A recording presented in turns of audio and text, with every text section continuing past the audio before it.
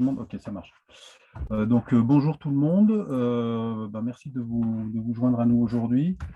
Comme le disait Daniel, je suis spécialisé sur tout ce qui concerne le développement des activités de pleine nature, enfin le développement touristique à partir autour des activités de pleine nature ou des patrimoines. Ce qu'on peut regrouper maintenant sur l'écotourisme, le slow tourisme, puisqu'en fait on est sur des pratiques douces et sur la valorisation des aménités des territoires, hein, comme on dit. Et je suis basé en Savoie, dans le parc naturel régional du Massif des Bauges, qui est entre le lac d'Annecy et le lac du Bourget, excellent. Voilà, pour celles et ceux qui connaissent. Destination vélo aussi, qui est assez développée. Donc, on va passer ensemble 1 heure et demie à peu près, avec, pour commencer, une partie importante sur de la donnée, enfin sur des éléments que je vais afficher, pour qu'on puisse après avoir, s'il y a des questions complémentaires ou des échanges, le temps de creuser la question, sachant que, comme le disait Daniel, dans le prolongement et dans le cadre de ce cursus sur donc tourisme durable et plus spécifiquement mobilité et clientèle vélo, il y a cette journée de formation que j'animerai le jeudi 17 novembre à Metz. Alors, le sujet qui nous intéresse aujourd'hui sont les nouvelles clientèles du tourisme à vélo, avec, je vais vous présenter on va articuler ça en 4 parties. D'abord, planter un petit peu le décor sur l'économie touristique et le vélo, hein. Faire un petit peu le point sur tout ce qui a accéléré récemment la thématique du vélo en France. Ensuite, on va plus spécifiquement regarder ce qui nous concerne en termes de segmentation, en tout cas de typologie de clientèle autour du tourisme à vélo, parce que c'est quand même un marché qui est assez riche en termes de diversité, voir de quelle manière on peut le segmenter. S'intéresser aussi sur une troisième partie à la façon dont évoluent à la fois les pratiques et puis les clientèles qui, du coup, nous arrivent. Qu'est-ce qu'elles attendent, avec quel équipement elles arrivent. Et puis, pour finir, et une partie importante, puisque c'est l'objet de cette journée, l'objet de la formation aussi ensuite, c'est de voir comment par la qualité de service, le travail en réseau, on peut maximiser son efficacité, sa performance commerciale auprès de ces clientèles vélo. Donc voilà le programme que je vous propose. Pendant le déroulé, si vous avez des questions, vous les notez à part et puis on prendra tout au final, en se laissant le temps d'échanger, y compris sur vos propres expériences par rapport soit aux clientèles auxquelles vous êtes confrontés, soit les prestations que vous mettez en place pour les séduire ou les satisfaire. Voilà, donc je commence sur cette première partie concernant l'économie touristique du vélo, en commençant tout de suite sur le marché du vélo lui-même, hein. Là, je vous donne des chiffres qui sont produits chaque année par l'Union Sport et Cycle, hein, ils ont un observateur du cycle. L'Union Sport et Cycle, c'est à la fois les fabricants et les distributeurs de vélos. Donc, on a là une photographie qui est actualisée chaque année à peu près au mois d'avril. Donc, au printemps prochain, on aura les chiffres de l'année 2022 sur les ventes. Vous voyez ici la progression sur 3 ans, 2019, 2020, 2021, du volume global en valeur, enfin de la valeur globale de l'économie du vélo et des accessoires, hein. Vous voyez ici sur l'année 2021 le montant global, les vélos eux-mêmes cycles, et puis PA, ce sont pièces et accessoires, donc tout ce qui est vendu autour du vélo lui-même. Et vous voyez une progression qui est de 43% en 2 ans. Alors bien sûr, avec un très gros coup de boost entre 2019 et 2020, puisque les pouvoirs publics ont beaucoup appuyé le développement du vélo en alternative à des mobilités qui avaient été entravées pendant un petit moment. Ce coup de pouce, tout le monde l'attendait dans le monde du vélo, hein, autant ceux qui gèrent des aménagements, puisque y a un plan vélo qui est articulé sur plusieurs années, mais là, c'était intéressant d'avoir beaucoup d'argent qui arrivait pour maximiser la mise en service d'aménagements cyclables. On verra tout à l'heure que la sécurité, c'est quand même un aspect très important dans le déclenchement du changement de mobilité pour les clientèles. Et puis aussi ce qu'on appelait le coup de pouce vélo, hein, tout le programme Alvéole qui se décomposait en 2 parties. Une partie pour les collectivités locales, vous en avez peut-être bénéficié dans vos territoires, pour financer des stationnements vélos pour justement rendre ce service de base, hein, on le verra tout à l'heure aussi. Donc, du côté des collectivités locales, et puis du côté des particuliers et de la chaîne des vélocistes réparateurs, le petit coup de pouce qui permettait de sortir son vélo qu'on avait laissé dans un coin avec les freins abîmés ou qui était un petit peu en déshérence et qu'on amenait chez un vélociste avec une prise en charge partielle par des crédits publics. Donc cette progression très importante, elle continue et elle a toujours été, depuis quelques années, elle est quand même assez soutenue, hein. Vous voyez que là, entre 2020 et 2021, on est sur des choses plus raisonnables que 2019-2020, mais on reste à 15% de progression sur un marché, ce qui est quand même très alléchant pour le monde du vélo. Il y avait quelques craintes, puisqu'il y a eu une rupture dans les chaînes de logistique qui a fait qu'ils ne pouvaient pas forcément suivre toute la demande. Et ça, c'est en cours de résorption, même si c'est toujours un petit peu difficile. Donc voilà pour le global. Et en regardant de très près, bien évidemment, on ne peut pas occulter que cette progression, elle est très, très, très, très soutenue par la progression des vélos à assistance électrique, hein, que ce soit en volume de vélos vendus ou en valeur, et encore plus en valeur, puisque les vélos à assistance électrique ont un prix moyen qui est bien plus élevé qu'un vélo classique ou dit musculaire maintenant, comme si on n'utilisait pas ses muscles aussi sur un vélo à assistance électrique. Mais voilà, maintenant, on est en train de faire un vrai divorce entre ces deux pratiques. Donc, vous voyez que là, les chiffres confirment tout ça. Alors, nous, on n'en verra pas forcément les effets, hein, parce que la progression du vélo à assistance électrique, elle est très soutenue par des démarches plutôt autour du vélo utilitaire, c'est-à-dire le vélo comme moyen de déplacement quotidien. Et c'est à ce titre-là que beaucoup de collectivités ont mobilisé des moyens sur des aides à l'achat de vélos à assistance électrique, en complément de l'État aussi qui a avancé sur la prime à la conversion, hein, quand on met à la casse un véhicule très ancien, on peut désormais acheter un vélo à assistance électrique, mais pas forcément une voiture. Et on peut maintenant, depuis peu de temps, hein, depuis quelques semaines, quelques mois, acheter un vélo pour chaque membre du foyer qui a mis au rebut une voiture, donc une voiture ancienne, dans le cadre de la prime à la conversion. Donc ça, c'est des choses qui boostent, mais qui boostent le vélo utilitaire en tant que tel. On en a quand même un effet, puisque par effet au moins de remise en selle, on a des gens pour qui le vélo redevient une pratique du quotidien. Beaucoup de gens avaient abandonné le vélo. Dans le cadre du plan vélo, d'ailleurs, il y a pas mal d'actions sur la remise en selle. Réapprendre à faire du vélo, réapprendre à faire du vélo en sécurité ou à se sentir en sécurité sur un vélo, ce qui est un des freins à lever en premier. Donc ce prix moyen, il augmente. Alors c'est vrai que c'est surtout par le VAE, mais on verra tout à l'heure que les vélos se sophistiquent, la clientèle des vélos monte un petit peu dans les catégories socio-professionnelles, même plus qu'un peu. Et donc on a aussi des équipements qui sont de plus en plus chers de toute façon. Bien sûr par l'assistance électrique, mais même indépendamment, des cadres classiques sont devenus des outils très sophistiqués et qui peuvent s'adresser à des gens qui vont mettre une bonne partie de leur budget loisir dessus, d'où l'importance de bien traiter leurs bijoux à deux roues, hein. Et ça, quand on est prestataire et en s'adressant à des clientèles de vélo, on doit faire extrêmement attention à cette évolution-là. On y reviendra.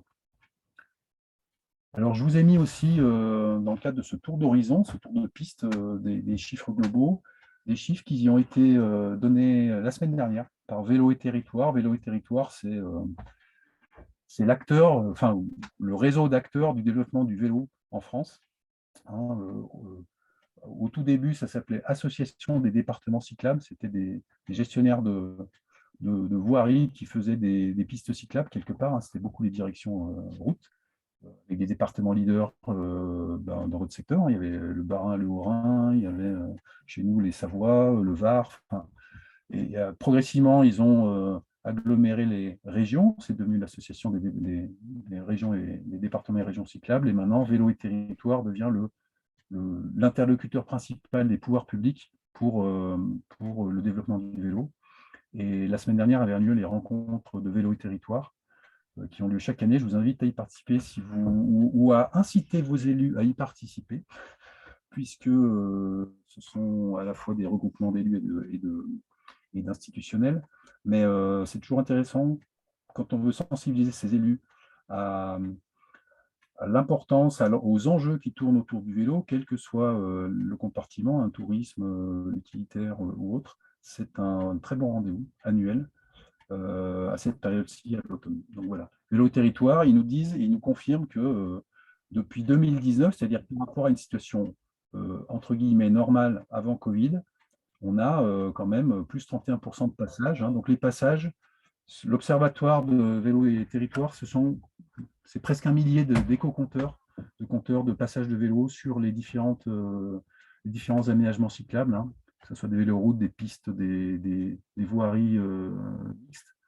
Et ça, on retrouve ces chiffres-là sur un site particulier de Vélo et Territoire. Et ça, c'est des éléments que j'évoque plus pendant la formation, donc je ne m'étends pas sur le sujet. Et puis pour revenir maintenant dans le cœur de la question, le tourisme à vélo, on a eu la chance il y a 2 ans d'avoir la publication d'une très grosse étude sur l'économie du vélo, qui compilait des études parfois disparates, mais qui a le mérite d'avoir justement concaténé pas mal de données et de nous avoir produit. Alors ici, je vous mets une infographie, mais le document est assez consistant. Vous avez beaucoup de données dedans. Mais on a ici, vous voyez en haut à droite, les retombées économiques du vélo en 2020, hein, avec, dans la partie retombées directes, un peu plus de 8 milliards d'économies directes liées au vélo. Et dans ces 8 milliards d'économies directes, la moitié pratiquement, hein, enfin plus de la moitié du coup, 4 milliards d'euros qui sont relatifs au tourisme à vélo. Donc ça, c'est quand même intéressant de disposer de ces chiffres-là quand on a besoin de sensibiliser des élus sur l'enjeu de soit passer en accueil vélo, gérer des stationnements spécifiques, mettre en place des consignes, ou si on est un gestionnaire de site, mettre en place des consignes pour que les cyclistes puissent mettre leur casque, leur sacoche ou autre, le temps de la visite, etc. 4 milliards d'euros, avec un chiffre intéressant, on y reviendra tout à l'heure. Hein, alors, c'est près d'un quart des touristes à vélo qui viennent de l'étranger. Donc là, du coup, on s'adresse à des clientèles qui peuvent être intéressantes. Hein. Dans la balance commerciale, c'est intéressant pour pas mal de gens. Vous, sur votre secteur géographique, c'est une donnée qui est importante, d'autant plus que on verra tout à l'heure les nationalités des pratiquants. Hein.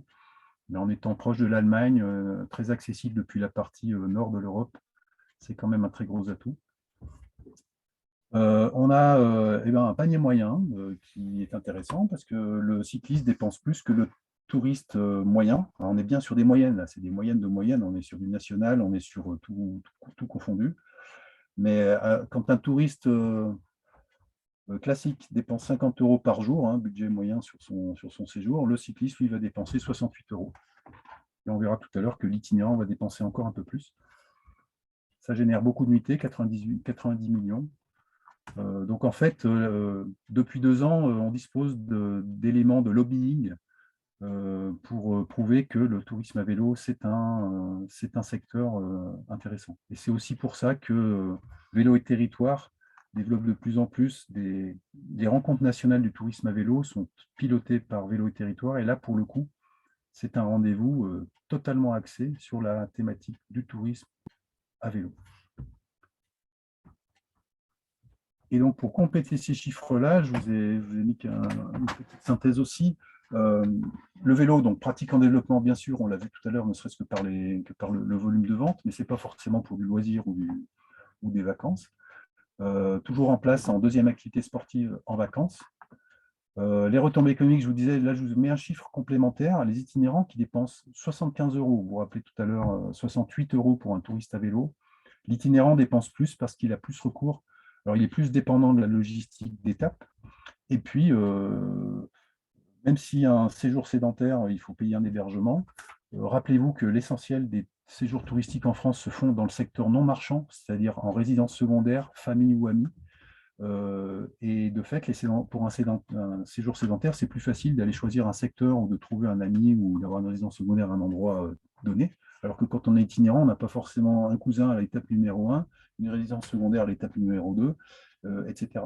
Donc les itinérants, entre autres, ont plus recours à l'hébergement marchand que d'autres clientèles.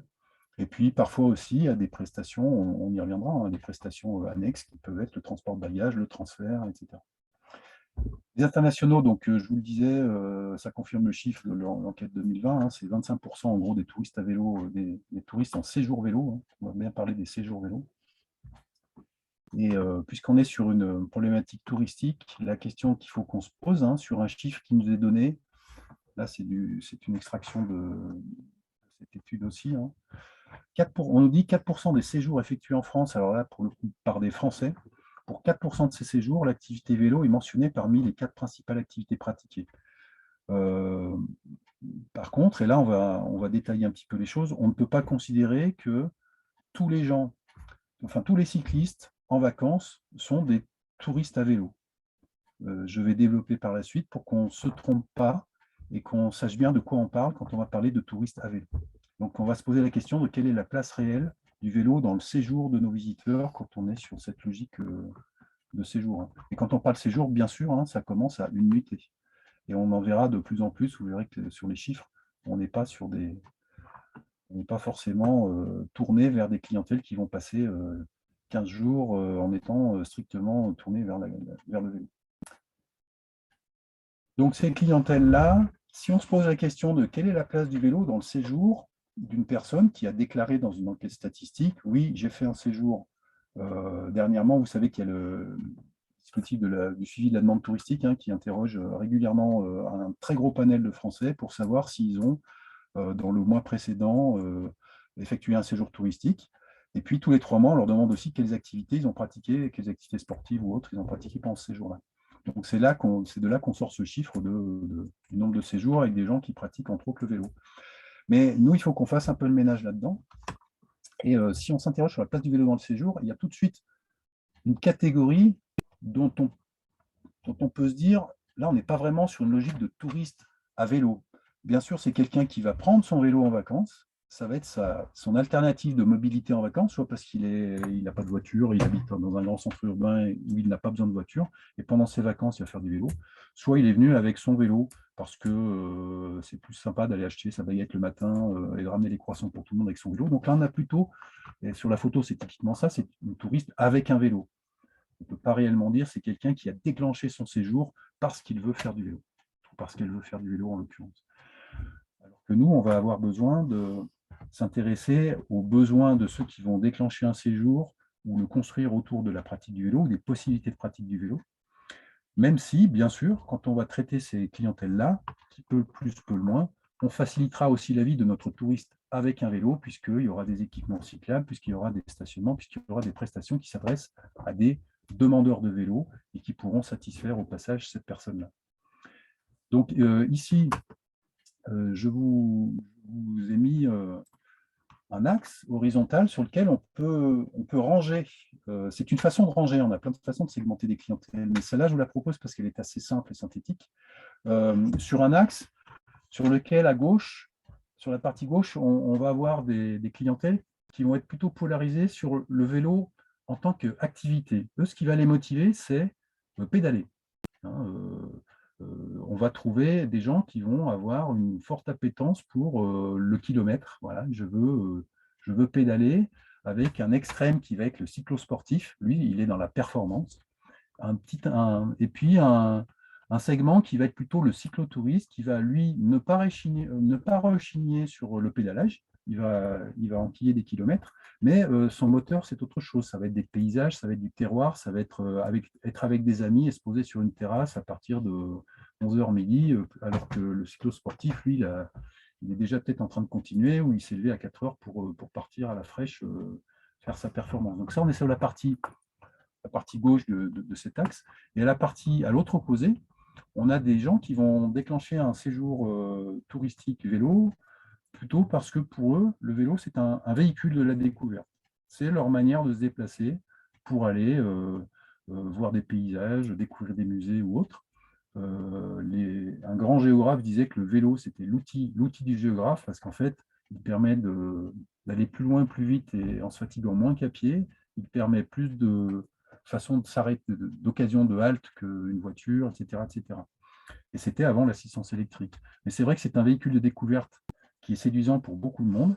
Et là, on est aussi sur des modalités extrêmes qui nous amènent à avoir des gens qui sont des cyclo-voyageurs, voire des vélo-routards, c'est-à-dire des gens qui vont partir qui vont partir en immersion assez longtemps, sur parfois des destinations qui vont être relativement engagées en termes de kilométrage ou d'exigences physiques. Donc, eux, ils ne vont pas réchigner à l'effort, mais ils ne sont pas là pour l'effort.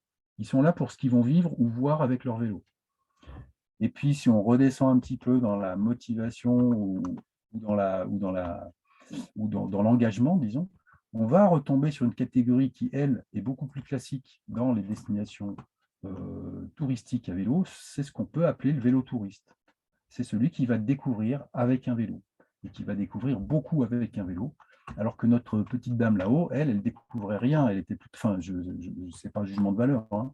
Elle allait acheter sa baguette et ramener des croissants à toute la famille et aux amis en partant du camping. Ce qui n'empêche qu'elle ira découvrir aussi avec son vélo d'une manière ou d'une autre.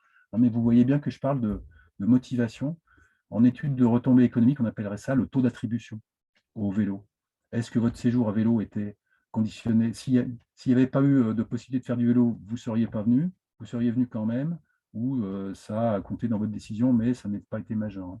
Des choses qu'on fait rarement dans l'étude de retombées économiques en tant que tel. Donc on pourra y revenir si vous avez des questions sur ce sujet-là, cette façon un petit peu de ranger les choses.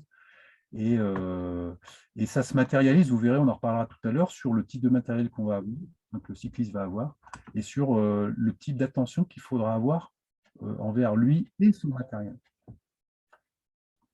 Si je continue, alors un champ qui est un petit peu moins travaillé, parce que en fait, le VTTiste, on ne sait pas tellement ce que c'est. Le VTTiste, quelqu'un qui a un VTT, vous le voyez aussi sur une véloroute ou sur une piste cyclable, parce que le VTT, ça a été le vélo que tout le monde s'achète. C'est acheté assez facilement parce qu'on se dit ça passe partout. Et puis après, on se dit ça passe partout, mais quand il pleut, je suis mouillé dans tous les coins, donc je vais mettre un garde-boue, etc. Donc en fait, on a un panachage de tout ce qui. Tous les gens qui achètent un vélo ne sont pas des VTTistes. Mais là, je vous donne juste un éclairage qui est l'éclairage du pôle sport nature du ministère des Sports, qui s'est intéressé à une segmentation des pratiquants du VTT. Et malheureusement, on a relativement peu de données à un sens très large sur les VTTistes. On en aura prochainement par le monde du vélo, mais pour l'instant, on n'a pas grand-chose à se mettre sous la dent sur le tourisme des VTTistes. Je m'explique, on a des choses sur les pratiques en station, parce que celles-là, on peut les quantifier, hein, les gens qui vont prendre une remontée mécanique pour faire de la descente, hein, ce qu'on appelle le DH, downhill. On a des données sur les compétitions, etc. Mais sur la pratique VTTiste diffuse en séjour, on a peu de choses. Donc je vous livre comme ça ces éléments-là, hein. Vous aurez la présentation, il y a un replay du webinaire, et puis vous aurez la présentation après, hein. Donc je ne m'appesantis pas là-dessus.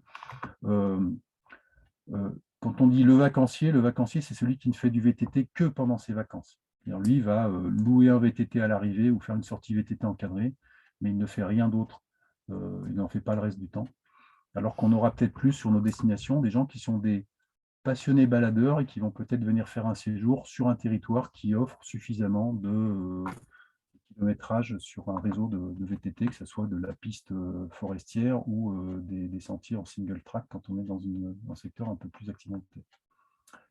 Donc voilà pour le VTT, on n'a pas tellement de choses à se mettre sous la dent pour l'instant. Et puis je vous remets aussi à titre d'illustration, parce que je vous disais, on a plein de façons possibles de segmenter ces clientèles.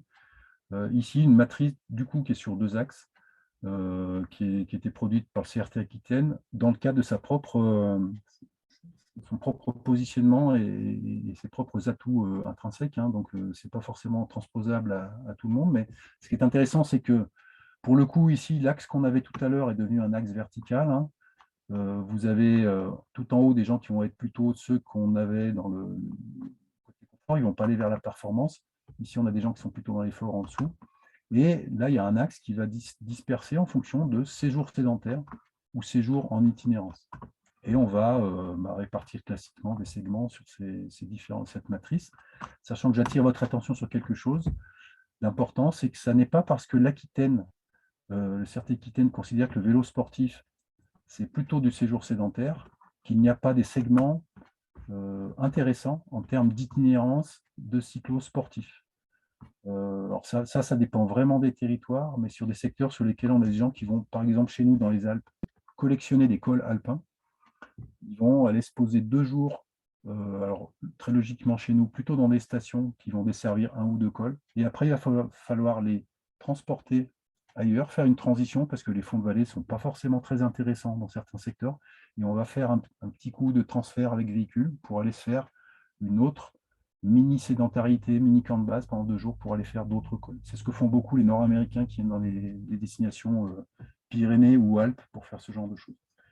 Donc attention, toutes les segmentations ne se valent pas en fonction des logiques de territoire. Donc juste à titre d'illustration, ici pour compléter, donc toujours repris dans l'étude sur le poids économique du vélo avec des chiffres qui nous montrent ici, vous avez selon différents sites d'études, en rouge, les clientèles qui déclarent, enfin, qu'on identifie comme étant des pratiquants plutôt vélo loisirs. Puis sur la barre de droite, le vélo sportif et tout au bout, le vélo utilitaire. Alors vous verrez qu'à part en haut, puisqu'effectivement ce sont les enquêtes sur l'école, hein, dont je faisais état tout à l'heure, à part les enquêtes sur l'école, vous avez partout une prédominance du vélo loisir.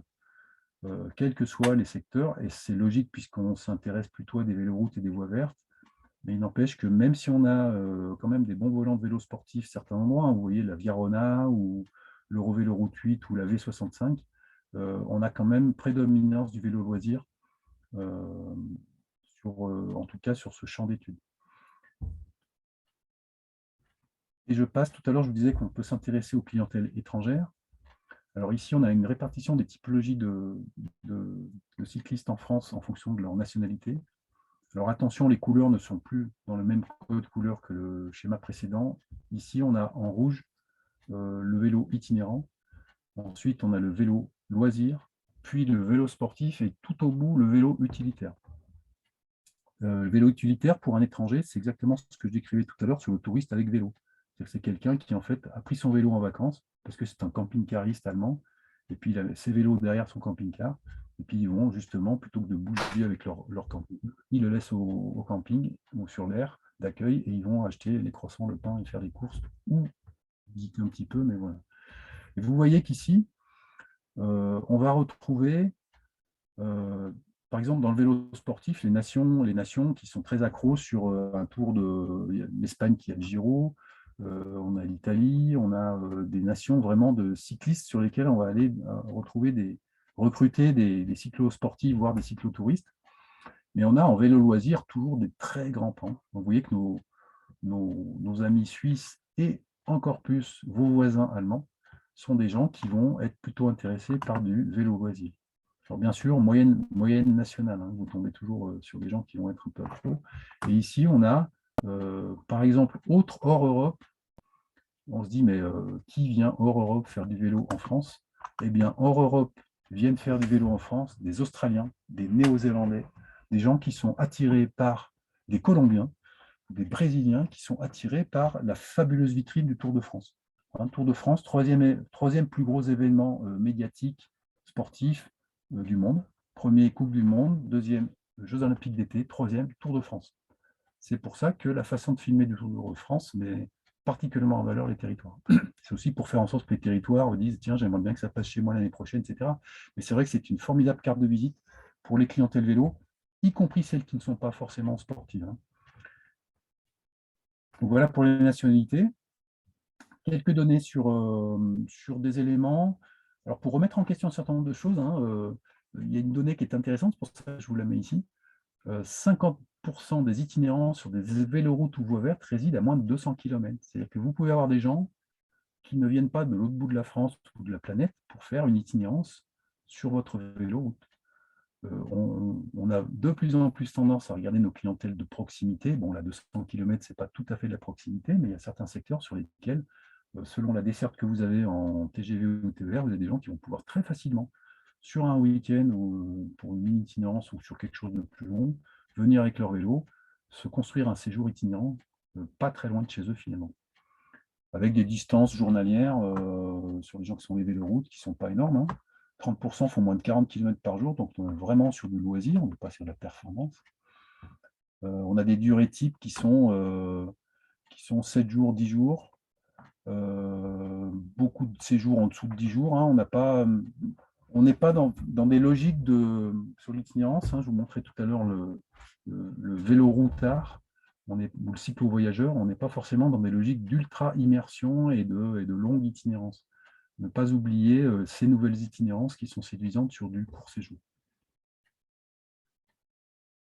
Voilà, et puis quelques données. Donc, je vais laisser la parole à Daniel pour vous développer quelques données spécifiques à votre secteur, donc sur la Moselle.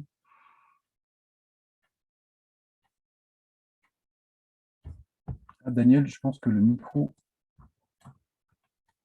il faut activer votre Voilà, le micro. Donc, effectivement, merci. Effectivement, sur le Grand Est, actuellement, donc, a lieu une étude de fréquentation sur les véloroutes du Grand Est. Donc, c'est une étude donc, qui est financée par la région Grand Est, l'ART Grand Est et les 10 départements concernés. Et donc, en Moselle, donc, il y a 2 véloroutes qui sont concernées. La véloroute Voie Bleue qui longe donc la Moselle.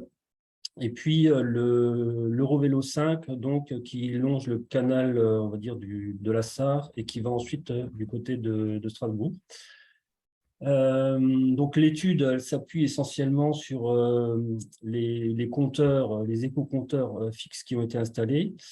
Donc on a installé 3 éco-compteurs sur l'Eurovélo, sur la véloroute Voie Bleue, et un éco-compteur également sur l'Eurovélo 5.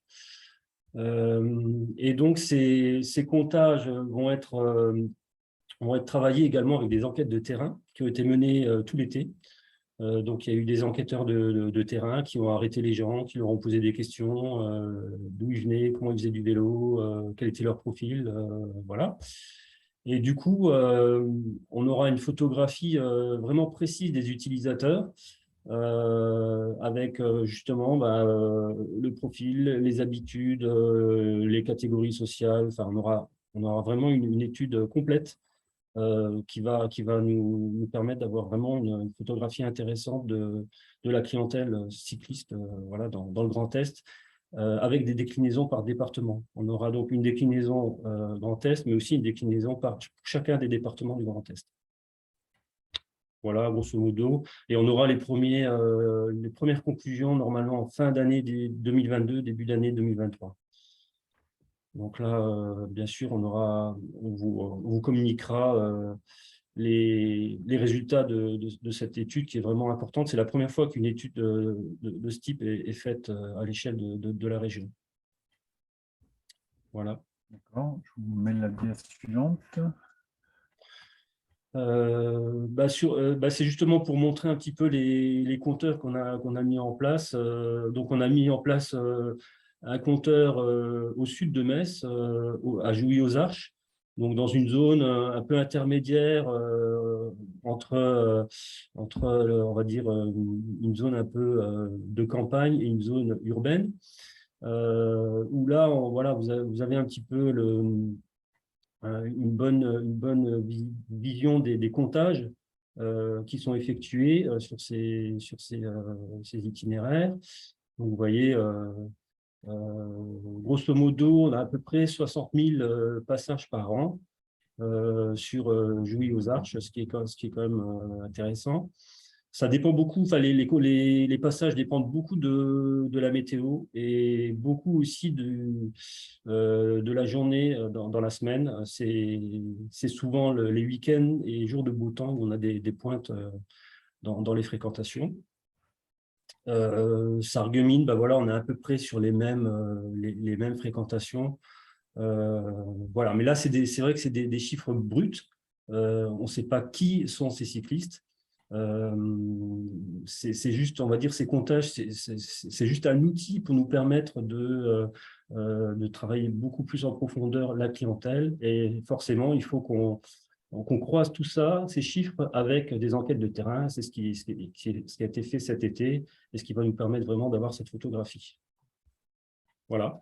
D'accord. Merci Daniel. Donc, en l'occurrence, tout à l'heure, quand je vous donnais les chiffres de Vélo et Territoire, la plateforme nationale des véloroutes et voies vertes, c'est la compilation de ce type de mesures partout en France. Alors après, il y a un écrémage qui est fait en fonction de la validité des données, hein, mais Globalement, la base, c'est 1 millier d'éco-compteurs en France. Et je crois que sur la dernière campagne, il y en a 700 dont les données étaient validées et prises en compte pour avoir une compilation nationale. Donc là, on voit bien juste, ouais, pour revenir dessus, on voit bien juste les fréquentations qui sont vraiment importantes durant l'été. Effectivement, l'hiver, bah, forcément, il y a moins de fréquentation. Et puis, c'est beaucoup les jours de semaine, comme je disais tout à l'heure, week-end de beau temps, où on a vraiment les pointes. Mais du coup, c'est vrai que ça permet de faire des comparaisons aussi d'une année sur l'autre, et de dire, tiens, cette année, il y a eu moins de passages. Euh, voilà, mais c'est intéressant. On peut sortir aussi des rapports et avoir un rapport complet sur tel et tel compteur. Donc, c'est des bons outils, mais qui ne suffisent pas effectivement pour faire une étude approfondie de clientèle. Voilà. OK, merci. Du coup, bah, après ces quelques données, alors des données, il y en a de plus en plus, hein, sur le vélo, donc c'était une sélection. On va voir de quelle manière ça bouge, parce que tout ça, ça bouge beaucoup, ça bouge sans arrêt. Donc c'est plutôt ça qui est intéressant. Vous avez bien compris que c'est un marché qui est à la fois consistant et à la fois dynamique. Donc on va faire le point sur quelques éléments d'évolution qu'il faut avoir en tête. Le premier étant, bien sûr, l'assistance électrique. L'assistance électrique, j'ai l'habitude de dire que ça a fait beaucoup pour la sérénité dans les couples ou dans les familles, parce qu'en fait, ça permet de remettre à niveau homogène des gens qui ont eu des pratiques différentes du vélo ou des capacités physiques différentes. Et du coup, ça a aussi ouvert ne serait-ce que pour des individuels aussi, le recours à un vélo. Alors, pour l'essentiel quotidien, puisque ça a permis à des gens d'envisager d'aller au travail en vélo sans arriver en train de transpirer, d'être obligé de prendre une douche si leur entreprise n'a pas prévu dans son plan de déplacement de mobilité qu'à l'arrivée, il faut un vestiaire, des douches, etc., faire sécher le poncho s'il a plu quand on est arrivé, enfin quand on a fait le trajet. Mais cette facilité-là, elle a fait considérablement évoluer la vision que beaucoup de gens ont du vélo, à condition qu'ils aient essayé un vélo assistance électrique, hein. L'important, c'est de mettre quelqu'un sur un VAE, hein. L'essayer, c'est l'adopter en général, et après passer le cran de acheter son vélo. Parce qu'effectivement, le frein du coup aurait pu être une menace. L'autre menace, c'était le monde des équipementiers qui voyaient les vélos justement chinois arriver à grand renfort de prix promotionnels. Et il y a eu des initiatives de la part des pouvoirs publics pour limiter ce côté de dumping sur le vélo assistance électrique au départ, à tel point que maintenant, c'est presque plus de la rupture de stock, puisque la Chine aussi a quelques problèmes. Mais globalement, cette arrivée-là du vélo assistance électrique, elle n'est pas finie, puisque les équipementiers, ils se disent que le potentiel estimé de part de marché, c'est 35%. On en est encore un peu loin, même si ça a fait un bond énorme grâce aux primes des différentes collectivités.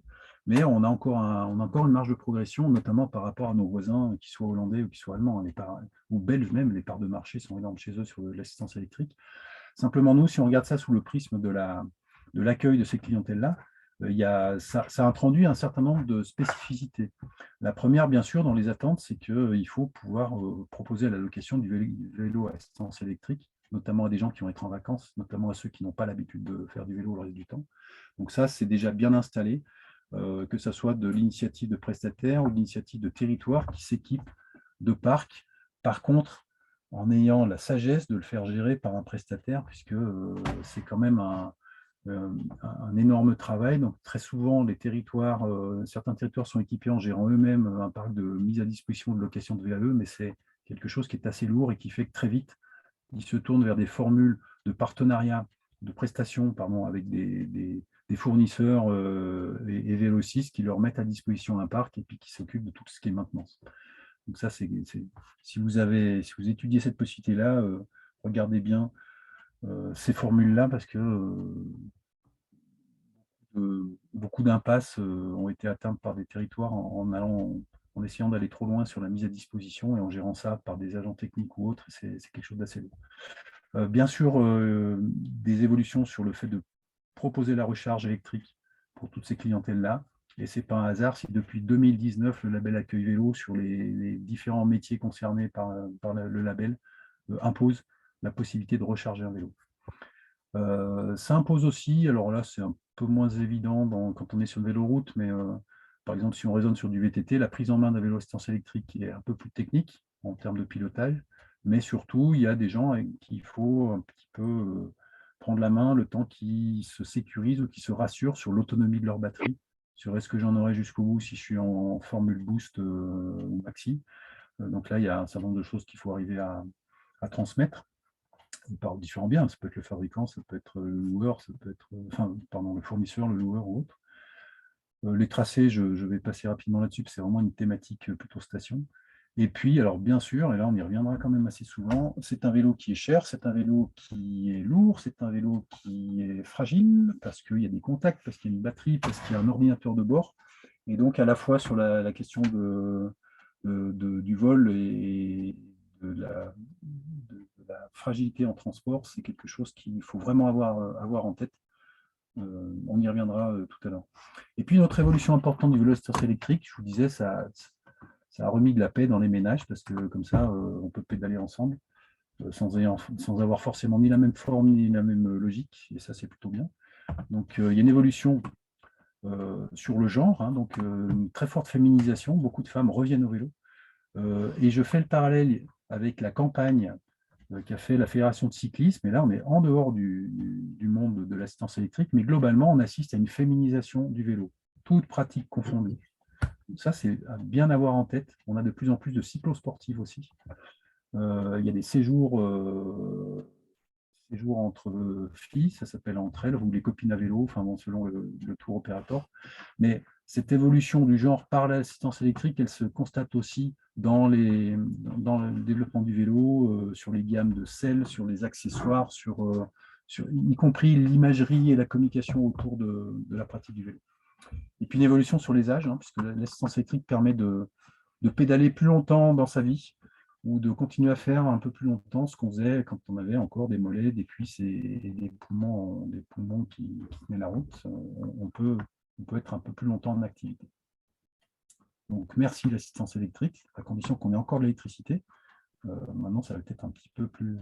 On va regarder un petit peu plus le nombre de prises, mais surtout combien ça coûte. Mais voilà, dans vos politiques tarifaires, est-ce que la prise reste gratuite à certains endroits? Des gens se posent la question sur les voitures, sur les parkings. Maintenant, je ne pense pas qu'on en soit là pour le vélo. Mais... autre évolution importante, alors là, ce n'est pas nous qui décidons, enfin si, quelque part c'est nous qui décidons. Le changement climatique nous amène à une désaisonnalisation très forte de la pratique du vélo. Ce qui était réduit, alors tout à l'heure Daniel disait qu'effectivement c'est une pratique qui est très météorologico-dépendante, hein. Tout ce que les activités de pleine nature, c'est une de leurs caractéristiques. Le vélo encore un petit peu plus parce qu'on se déplace vite, et on sait toujours qu'il y a un calcul subtil sur est-ce qu'il faut que je cours sous la pluie ou pas, mais quand on est à vélo, de toute façon, on va au-devant des gouttes. Je vous disais tout à l'heure, si on a acheté un VTT, on se rend vite compte que sans garde-boue, c'est un petit peu la bérésina. Donc, le fait qu'on ait des plages de température qui évoluent, qu'on ait des arrière-saisons, ici on a un mois d'octobre qui est plutôt intéressant, on a une pratique qui évolue énormément. Des secteurs sur lesquels on ne voyait pas de cyclistes avant le mois de mai, ben maintenant c'est du mois de mars. Vous voyez certainement débarquer un peu plus tôt ou revenir jusqu'à un peu plus tard des cyclistes sur un bon week-end d'automne. Donc là, c'est une vraie opportunité. Et puis, on remarque dans les activités de pleine nature que, y compris pour nous en montagne, où on pourrait croire que le fait que la fraîcheur soit attractive, il y a des gens pour qui une activité physique avec une canicule, c'est pas forcément très intéressant. Or, le vélo, quand il y a un vélo, il y a un déplacement d'air, donc c'est un petit peu atténué, à condition qu'on ne soit pas dans un grand désert végétal en étant inondé par un soleil implacable. Et là, pour le coup, si on n'a pas préparé dans ces aménagements, ou quand on est une halte vélo, des espèces d'îlots de fraîcheur, on passe à côté de cette opportunité climatique. Donc, la désaisonnalisation, qui est plutôt une opportunité, à condition qu'on soit souple dans l'accueil de ces clientèles-là, et qu'on suggère qu'effectivement, on est aussi disponible pour déclencher un petit séjour d'arrière-saison en vélo, en Moselle, parce que, tiens, il y a un bel été indien, l'anticyclone ne bouge pas, venez faire un tour chez nous, etc. Une autre évolution, alors qui est induite par les usages ou induite par les équipementiers qui vont eux, nous mettre à disposition un certain type de matériel. Sur les usages, de plus en plus d'utilisation du vélo, avec de la famille, avec du matériel, avec tout un tas de choses qui imposent de raisonner au-delà de... alors vous verrez qu'en formation, le 17, on va parler d'aller au-delà du label. Mais rappelez-vous qu'on vous demande d'avoir un local sécurisé et fermé pour abriter des vélos. Il faut maintenant penser à abriter ce qui est derrière le vélo, sur le vélo, parce qu'on a aussi beaucoup de choses qui arrivent. Hein. Je ne vous ai pas mis, j'ai une photo où j'ai un Chinois qui s'est fait un camping-car vélo, en fait. Donc c'est carrément un pouce-pouce où on... Mais vous avez beaucoup d'imagination, beaucoup de créativité et surtout des gens qui vont vivre vélo. Hein. Des gens qui revendent leur voiture et qui s'achètent du vélo parce qu'ils sont en ville et qui vont louer une voiture en autopartage pour leurs vacances. Donc, bien prendre en compte ces nouveaux usages. Prendre en compte aussi le fait qu'on a des gens qui vont équiper. Pour l'instant, quand je disais le cyclo-voyageur, c'est quelqu'un qui va être avec ses sacoches. On avait l'habitude d'avoir des gens qui avaient les sacoches hors clip sur le porte-bagages derrière et puis une devant. Et quand ils s'arrêtent, eh ben, ils décrochent ça, ils le mettent dans un casier ou une consigne. Maintenant, vous allez avoir des gens de plus en plus qui vont avoir tout ça là, sur leur VTT, avec dans le cadre, à l'arrière, dessus, devant. Alors, eux, ils ne vont pas avoir trop sur les côtés parce qu'ils veulent garder un vélo, enfin bon, c'est pas un VTT en l'occurrence, c'est un gravel, mais ils veulent garder un vélo qui n'a pas trop d'équipement métallique. Et ceux-là, quand ils vont arriver, ils ne vont pas décrocher ça, puis ça, puis ça, puis ça. Ils vont avoir besoin d'un endroit où ils rentrent leur vélo dans un box, ils mettent un coup de cadenas et après ils vont faire les courses chez vous, ils s'arrêtent pour visiter votre site. Donc ça, il faut le prendre en compte aussi. Et puis, une évolution qui est sous l'impulsion des équipementiers, c'est le gravel. Hein. Le gravel, pour celles et ceux qui ne connaissent pas, c'est pour aller là où il y a du gravier, là où il y a des routes non revêtues. En fait, le gravel, c'est un vélo de route qui peut aller sur des chemins, et c'est aussi un VTT qui est quand même agréable sur des routes. Si vous voulez faire une synthèse, c'est ça, c'est-à-dire que c'est un profil ou un style de vélo plutôt route, hein, guidon route, mais qui est renforcé en termes de jantes, qui a du frein à disque, qui a une géométrie particulière pour être bien pilotable, qui maintenant intègre une mini suspension sous la selle, par exemple, pour être quand même à l'aise quand on va sortir du goudron pour aller sur le chemin. Ça, c'est premièrement une opportunité pour les équipementiers parce qu'ils veulent nous vendre un vélo de plus. Hein. Maintenant, on a son VTT, on a son vélo pour la ville, et puis on va peut-être avoir son gravel pour tout le reste. Mais le gravel devient le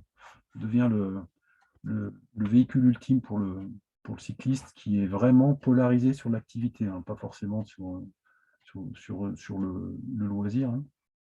Mais attendez-vous à voir des gens qui vont peut-être venir chez vous parce qu'ils sont pas que sur la véloroute. Ils vont avoir identifié le fait qu'il y a des tracés, il y a des chemins ruraux dans le secteur ou des pistes forestières. Ils vont pouvoir du coup imaginer d'autres sorties à la journée depuis votre hébergement ou d'autres itinérances. Et ça, c'est une vraie opportunité pour avoir une une plus grande variété dans vos profils de clientèle. Alors, c'était quelque chose, les équipementiers se sont posés longtemps la question, est-ce que c'est une niche dans la niche du vélo, le gravel? En fait, maintenant, ils sont tous en train de sortir des gravels à assistance électrique. Decathlon a du gravel, donc vous êtes sûr que vous en verrez arriver à un moment ou à un autre.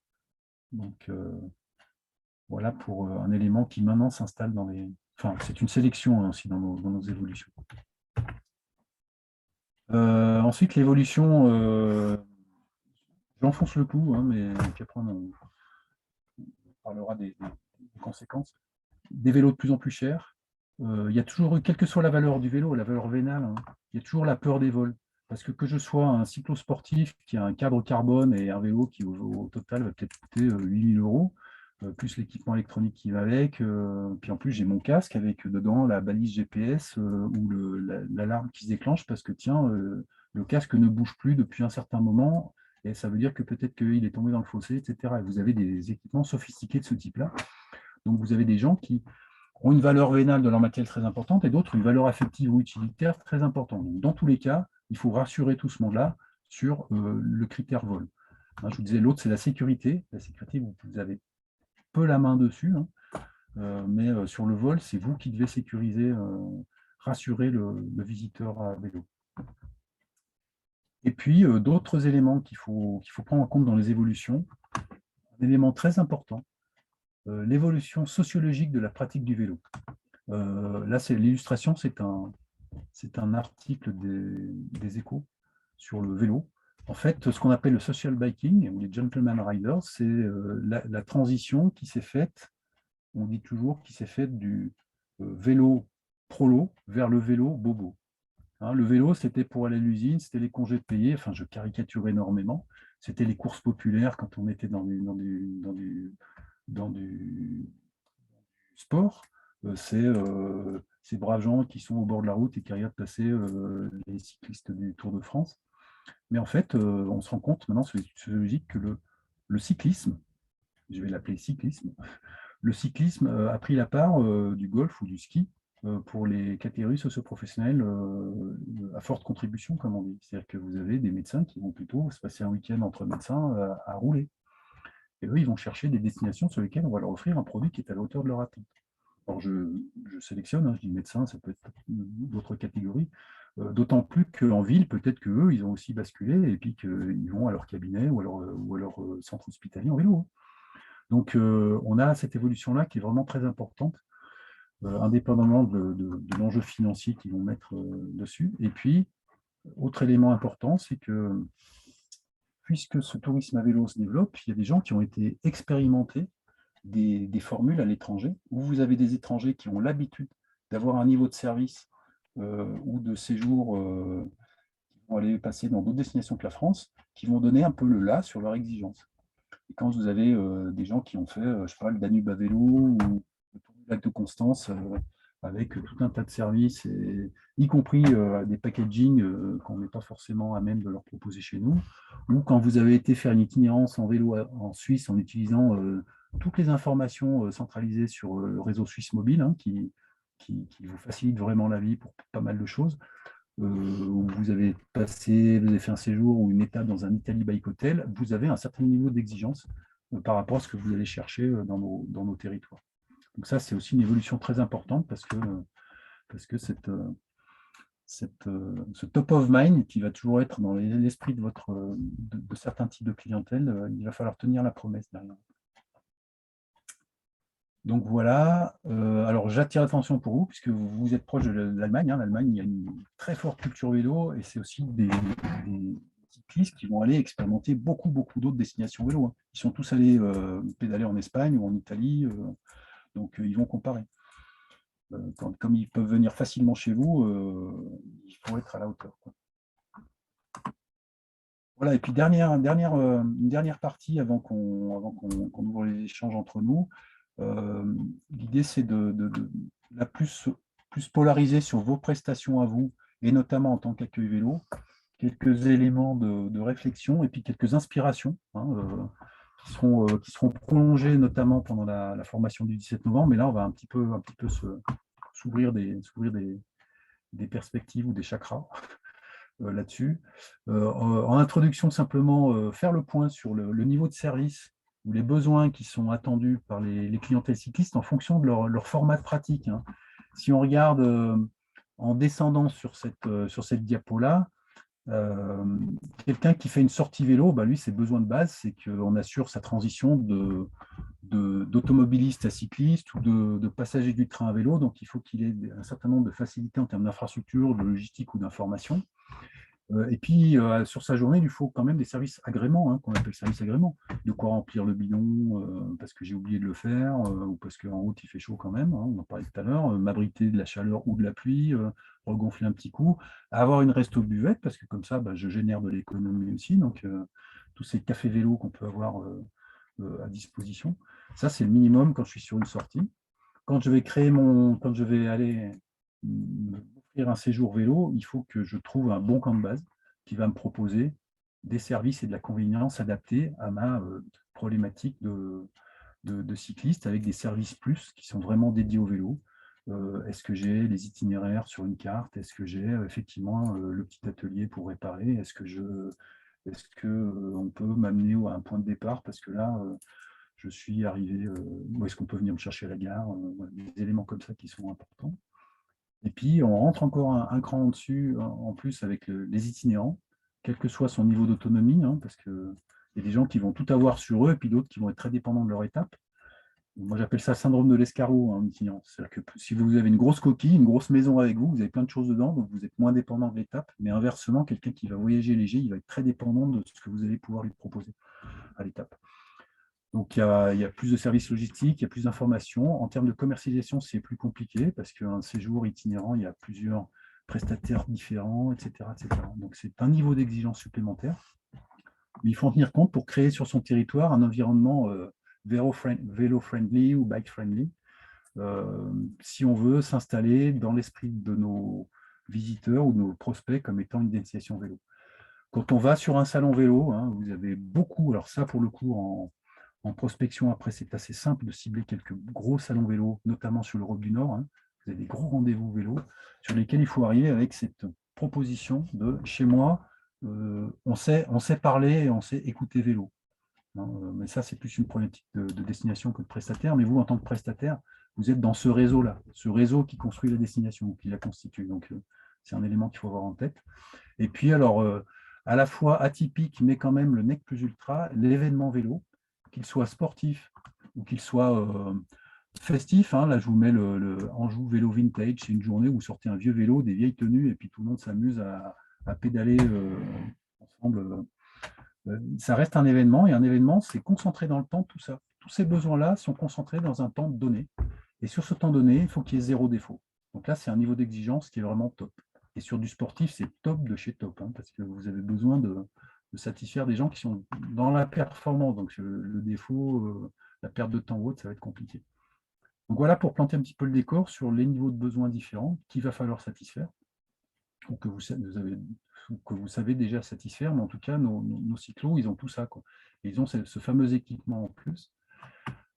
Donc, je ne m'appesantis pas là-dessus. La destination vélo à construire, il y a d'une part les infrastructures, ça, vous n'avez pas la main dessus. Vous avez la main dessus au sens où vous pouvez motiver les décideurs de votre territoire. Et c'est pour ça que l'étude dont parlait Daniel, la diffusion de ces données-là, sur l'économie du vélo, sur le fait qu'un touriste à vélo, c'est 68 € au lieu de 55, qu'il y a des effets induits. Enfin bon, je ne rentre pas dans le détail de l'étude économique, mais tout ça, c'est pas rien, et ça permet quand même d'aller essayer d'influencer pour dire, bon, bah, est-ce qu'on n'accélère pas la mise en service de tel truc ou autre. Mais ça, vous n'avez pas la main, c'est les territoires. Vous avez la main au sens où vous pouvez aller vers de la qualité, vous pouvez rejoindre des réseaux, et vous pouvez rentrer dans les éléments constitutifs de cette destination vélo. Quel que soit le dosage, hein, destination vélo, on n'est pas forcément le leader européen du vélo tourisme en France. Mais si on dit la clientèle vélo nous intéresse en tant que territoire, on se met en ordre de marche pour aller vers une démarche de destination vélo. Et donc, cette mise en marche, c'est un réseau d'acteurs. Hein. Vous pouvez pas. Le tourisme en général, de toute façon, on ne travaille jamais tout seul, il faut bien l'avoir en tête. C'est des dynamiques de réseau. C'est des dynamiques autour d'un certain nombre de démarches, autour d'un certain nombre d'équipements. Et en l'occurrence, la démarche clé autour du vélo, c'est dans l'ensemble des territoires, c'est la démarche autour de l'accueil vélo.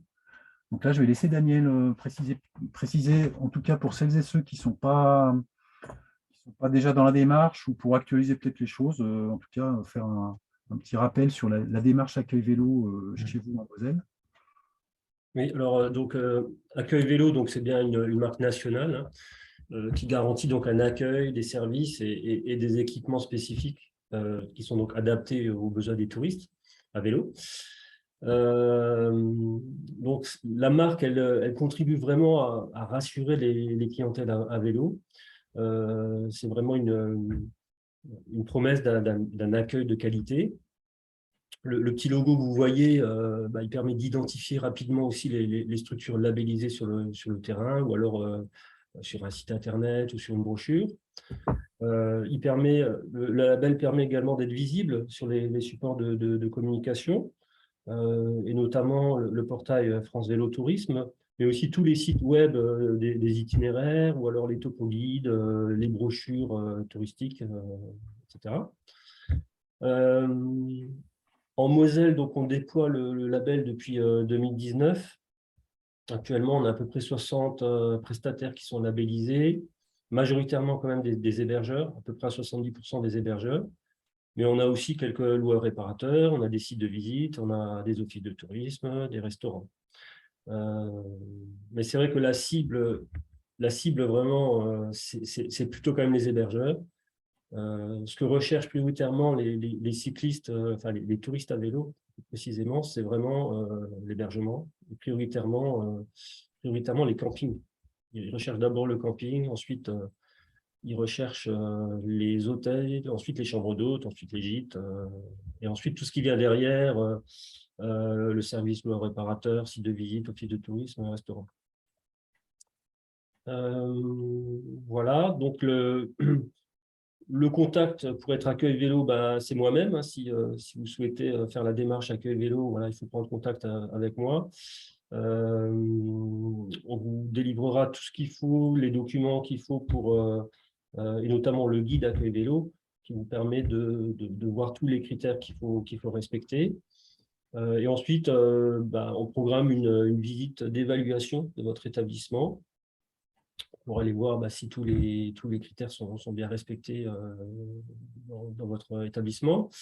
Et ensuite, bah, voilà, il y a la signature d'un engagement de 3 ans et la remise de cette fameuse plaque accueil vélo voilà, qui signe votre adhésion à la marque accueil vélo.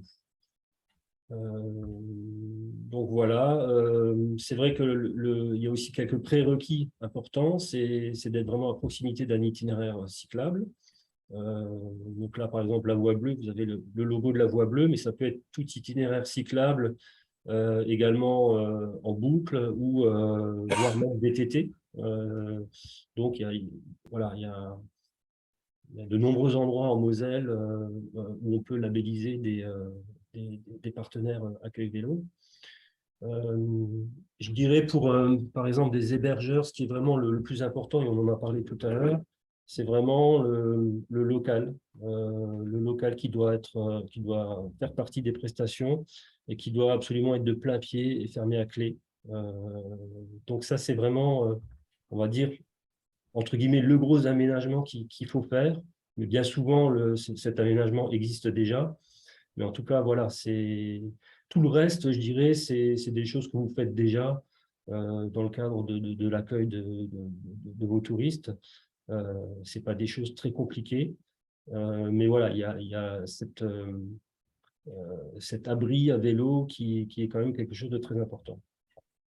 Voilà, grosso modo. Donc, si vous êtes intéressé par le label, n'hésitez pas à prendre contact avec moi. Et puis, on donnera suite. Voilà. Peut-être, Daniel, une précision sur le coût ou sur le Ah oui, montant. alors le coût, oui, c'est vrai que normalement, il y a une adhésion, une cotisation de 200 € qui, en Moselle, est prise en charge par le département. Donc, l'adhésion, si vous voulez, à la marque Accueil Vélo ne vous coûtera rien.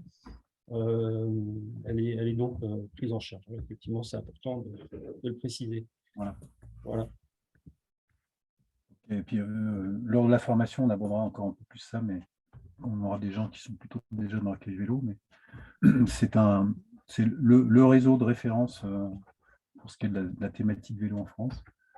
Je continue donc du coup sur donc, dernière séquence, puis après on pourra échanger sur les questions que ça a suscité, vos réflexions ou vos partages d'expérience, sur un certain nombre d'éléments de préconisation, ou en tout cas de suggestions de ma part. Hein. Le quotidien de mon travail, c'est d'aider des territoires ou des acteurs économiques à faire de l'économie avec justement les pratiques de pleine nature. Donc, je soumets à votre réflexion un certain nombre d'éléments pour maximiser ce que peut être l'intérêt d'aller vers les clientèles vélo ou d'être sur une dynamique de réseau spécialisé vélo comme Accueil Vélo. La première chose, c'est justement de profiter de cet effet réseau, c'est-à-dire alors je vous mets 2 exemples ici, c'est à 2 niveaux. Le premier niveau, hein, c'est à gauche, là, je vous mets ce que des acteurs en Provence mettent en avant, c'est-à-dire ne serait-ce que mettre en avant ce que c'est que Accueil Vélo. Certes, c'est un label qui est très répandu, mais à chaque fois qu'on peut s'adresser à nos prospects en leur expliquant ce que c'est ou en leur visualisant ce que c'est, là, bon, c'est une liste et ça passe mieux avec des photos ou autres, mais là, vous êtes sur une page sur laquelle on dit très concrètement qu'est-ce que ça veut dire aller chez un prestataire Accueil Vélo, que ce soit moi l'hébergeur ou quand vous allez aller sur un site de visite de mon territoire dans lequel on a des sites qui sont labellisés Accueil Vélo, vous allez trouver ça, ça et ça. Ça, parfois, et c'est dommage, on oublie de le dire. C'est-à-dire que soi-même, on connaît bien le label puisqu'on y est passé, on se dit, tiens, il est répandu, donc les cyclistes se connaissent, et ben, ça vaut le coup de le réaffirmer, de redire, voilà, ma valeur ajoutée à moi, Accueil Vélo, ça veut dire ça. D'accord ? On y reviendra un petit peu après sur la façon de faire, mais ça veut dire ça, et ça veut dire ça aussi, au-delà du réseau Accueil Vélo. Vous vous rappelez que je vous disais, il faut parfois aller au-delà.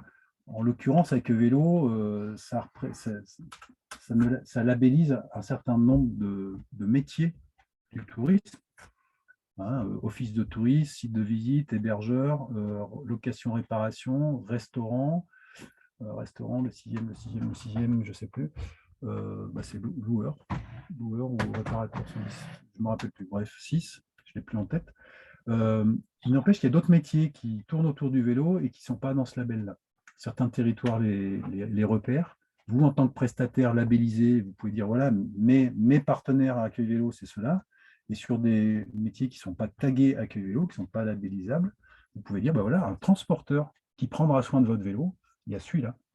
Ou un kiné qui peut venir vous faire une petite récup parce que vous êtes un groupe de cyclotouristes, vous bougez beaucoup dans la journée et puis le soir, il y a un peu les os et les muscles à remettre en place, et ben, il y a quelqu'un qui peut soit venir sur l'hébergement, soit je vous indique à tel endroit la séance, etc. Et ça, c'est des métiers qui ne sont pas labellisés Accueil Vélo, mais que vous pouvez quand même mettre en avant. Donc cet effet réseau, c'est Accueil Vélo, mais allez au-delà. Et selon le type de clientèle que vous avez chez vous, de bien voir qui vous pouvez prescrire, qui peut être vraiment un plus pour vous vis-à-vis de ces clientèles-là.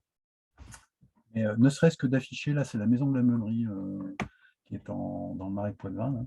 Vous avez les partenaires, y compris les partenaires. On a toujours eu du mal en France, ça arrive un petit peu quand même plus facilement maintenant justement par le travail en réseau, mais je prends toujours l'exemple des bazars ou des souks, hein, dans la culture orientale ou en général, le commerce, ce n'est pas une concurrence frontale. C'est-à-dire qu'on a bien vu l'intérêt de tous être, je prends l'exemple du bazar, tous être dans la rue, je prends toujours l'exemple du réparateur de pneus. Parce que moi, si je cherche un réparateur de pneus, c'est quand même plus facile à moi en tant que client d'aller dans la rue. Il y a tous les réparateurs de pneus. Je ne vais pas aller me disperser, aller voir Pierre-Paul Jacques à chaque bout du bazar. Je vais dans la rue des réparateurs de pneus. Si le premier il me dit j'ai pas le temps, j'ai trop de boulot, il me dit va en face. Je vais en face. Et en face, la fois d'avant, c'était peut-être lui ou la fois d'après qui renverra chez l'autre. Et en plus, comme on est tous au même endroit, on se connaît tous. S'il y en a un qui fait mal son boulot, on dit non, lui, non, il ne vaut mieux pas que tu restes là parce que tu nous sabotes le travail. Ce n'est pas une entente, hein, on est bien d'accord. Mais ça veut dire qu'on est dans un réseau qui fait que l'objectif, c'est que le client reparte avec son pneu réparé et qu'il dise c'est super ce bazar parce que j'ai trouvé une réponse à mon problème, à ma question ou à mon besoin. Donc, on a tout intérêt à jouer cet effet-là. Et ceux, en tout cas, qui le jouent, ils sont plutôt gagnants parce que le visiteur, il a l'impression pas de tomber dans un endroit où chacun tire la couverture à soi, mais de tomber dans un endroit où tout le monde est tourné vers lui. Donc, il reviendra. Ou en tout cas, il en reparlera en disant, bah voilà, moi, j'ai la réservation du suivant, c'est mon hébergeur qui l'a fait. J'étais en panne sur un truc là, il m'a dit, je peux pas, je vous envoie mon collègue. Enfin, voilà. C'est ces éléments-là qui sont vraiment, vraiment très importants. Et ça, c'est à votre initiative. La mise en avant de sa valeur ajoutée, on peut aussi être très détaillé, c'est-à-dire que là, je vous montrais comment dire, voilà, les autres, ils sont comme ça, et si vous venez chez moi, vous tombez en fait dans une grande famille qui va vous satisfaire. Mais si vous êtes chez moi, et là, je vous mets l'exemple d'un camping, camping de Caillauderie, vous avez des gens qui, alors comme beaucoup, disent, moi, j'ai tel et tel label, donc on va l'afficher sur le côté de la page d'accueil. Et puis, par contre, là, quand je clique sur le label Accueil Vélo, le lien ne m'emmène pas forcément sur France Vélo Tourisme, donc le site de référence d'Accueil Vélo avec ma fiche ou avec le territoire sur lequel je suis. il emmène sur ma propre page à moi que j'ai marketée pour le cycliste. Donc, s'il a bien vu qu'il y a un petit vélo là, et s'il a cliqué, il va tomber sur cette page-là où elle est dédiée, celle-là. Je vais lui expliquer exactement que c'est chez moi qu'il faut qu'il vienne. Ou en tout cas, pourquoi est-ce qu'il faut qu'il vienne chez moi. Il faut qu'il vienne chez moi parce que chez moi, il y a effectivement, je détaille, il y a de quoi gonfler, de quoi réparer, les plans d'écart. J'ai des partenaires, donc ça, on renvoie aussi sur cet effet réseau. Et puis, j'en rajoute un petit peu. Je dis, vous êtes à vélo, il y a les tentes déjà montées, plus besoin de venir avec sa tente. Donc, on en parlera, ça, en formation, le bénéfice client. Tout de suite affiché en quoi c'est intéressant de cette proposition, en quoi elle est intéressante. La photo ne se suffit pas elle-même. Il faut que je vous dise, ça vous évite de venir avec votre tente, par exemple, dans ce cas-là. On en reparlera en formation, mais passer du descriptif au bénéfice client, c'est essentiel pour capter et finaliser la vente, hein, si on raisonne sur l'efficacité commerciale. Et puis, avant tout ça, déjà, exprimer ses avantages, exprimer ses caractéristiques de manière claire et surtout ciblée. Hein, quand on arrive, il faut marketer, il faut marketer son site internet. C'est-à-dire, si je vise un segment, si je me suis donné le mal d'aller vers un label, vers une clientèle spécialisée, il faut que ça porte ses fruits. Donc, il faut qu'elle comprenne le plus tôt possible que j'ai quelque chose de particulier pour elle et qui va vraiment dans le sens de sa demande. Et ça, il suffit parfois d'une photo évocatrice, le lien qui va derrière et avoir pris le temps d'avoir élaboré des pages dédiées. Quand vous faites votre cahier des charges de votre site internet, vous dites à qui je m'adresse et quels sont les éléments que je vais mettre en face de chacun de mes segments, si j'en ai plusieurs. Voilà, je ne m'appesantis pas là-dessus, on en reparlera peut-être après. En tout cas, on va en parler beaucoup en formation. Quelques inspirations sur l'hébergement. Alors, ça ne va pas forcément très loin. Ici, je vous mets la photo d'un camping où il y a une bâche, c'est un petit peu l'ambiance Carbet en zone tropicale, hein, c'est juste une bâche, mais au moins les vélos, je ne suis pas forcément, j'ai peut-être mon abri sécurisé à l'autre bout du camping, mais il se trouve, et là je reviens sur la valeur du vélo, qu'elle soit affective ou qu'elle soit financière. Moi, je trouve très bien votre abri sécurisé, mais il est là-bas, à l'autre bout du camping. Et même s'il est fermé, hein, moi, mon vélo, j'ai envie de l'avoir à côté. Parce que c'est mon vélo ou parce que dessus, il y a deux, trois trucs, je ne les enlève pas, je les garde à portée de main. Et voilà. Ne pas négliger ce côté, le vélo pas loin. Et là, la question est résolue tout bêtement avec une bâche. Ici, c'est des équipements que vous voyez certainement de plus en plus pour celles ou ceux qui sont dans l'hôtellerie de plein air. Vous avez des offres de partout maintenant, parce qu'on a bien compris que les vélos, c'est beaucoup il y a une grosse parenté, enfin une affiliation très forte avec la formule camping ou hôtellerie de plein air. Et vous avez des formules sur lesquelles on vous propose des éléments. Vous avez l'hébergement, dessous vous avez la table, vous avez de quoi mettre le vélo. Et ici, vous remarquez que la remorque, et ben, du coup, elle sera aussi à l'abri. Alors que peut-être que dans le local, c'est un peu compliqué de rentrer le vélo, la remorque, de ne pas prendre le risque d'abîmer son propre vélo ou celui des autres qui sont dedans. Et puis des modules tout prêts de plus en plus maintenant pour vous et votre vélo. Donc là, l'avantage client, il est là. On vous propose dans notre camping quelque chose qui est vraiment spécifique pour vous. Votre vélo, vous pouvez même, il ne sera même pas posé par terre, il sera sur, vous avez un support comme au fond du garage ou chez le vélociste pour poser le vélo, y compris éventuellement pour prendre le temps de resserrer un peu les freins. Vous avez de plus en plus d'offres de ce type-là. Au-delà des hébergements, qu'est-ce qu'on peut proposer comme service pour donner de l'agrément à un séjour? Ici, très classiquement, alors je vous ai mis, c'est un café vélo, enfin c'est plus qu'un café vélo justement. En bordure de piste cyclable à Annecy, le Bon Wagon, c'est dans une ancienne gare. C'est à la fois un endroit où on peut boire un coup, où on peut recharger son vélo, où on peut tiens, acheter un accessoire parce qu'on dit tiens, je suis venu de mon domicile, je suis là en séjour, je suis avec mon vélo, mais c'est vrai que là, le garde-boue, c'est peut-être un peu l'occasion de le rajouter, ou j'ai pas pris mon casque, etc. Donc il y a une boutique avec des accessoires. Et puis alors là, c'est en dehors de la logique touristique, ils ont aussi un magasin pour les locaux, pour des gens qui viennent en proximité et puis qui peuvent essayer un vélo, par exemple, sur la piste qui est à côté, et ils en profitent pour vendre. Donc là, on a un équipement qui est assez multiservice. Ici, je vous mets un exemple qui est assez intéressant. C'est pareil, c'est une halte vélo, café vélo, et eux, ils ont de quoi se détendre avec un bain suédois, un sauna finlandais, bain suédois, et puis, alors, dans une logique beaucoup plus française, un terrain de pétanque. Voilà, c'est-à-dire qu'on se balade entre copains, vous voyez bien la logique du vélo loisir. Là, vous avez toute la logique, hein. Vélo loisir, je vais m'arrêter faire une partie avec mes potes pendant qu'on recharge le vélo, parce que là, on en a marre, ou alors c'est les heures où il fait chaud, donc on va plutôt la jouer méditerranéenne. Et puis aussi, on peut se dire, tiens, fin de journée, je vais me faire un petit sauna, ou alors je suis un cyclo-sportif, j'ai un hébergement pas très loin, je vais en profiter pour aller me faire une séance de récup derrière. En séance de récup, vous avez, alors là, y compris sur des logiques non sportives, hein, parce que quand vous commencez à faire du vélo à un certain âge, même avec l'assistance électrique, ça peut être sympa de se dire, j'en profite, dans le cadre de ma semaine de séjour, il y a un soir où je me suis fait masser comme si j'étais quelqu'un d'important, quoi. Donc, si vous avez dans votre entourage des gens qui sont aptes à amener des temps de bien-être kiné, ça peut être sympa.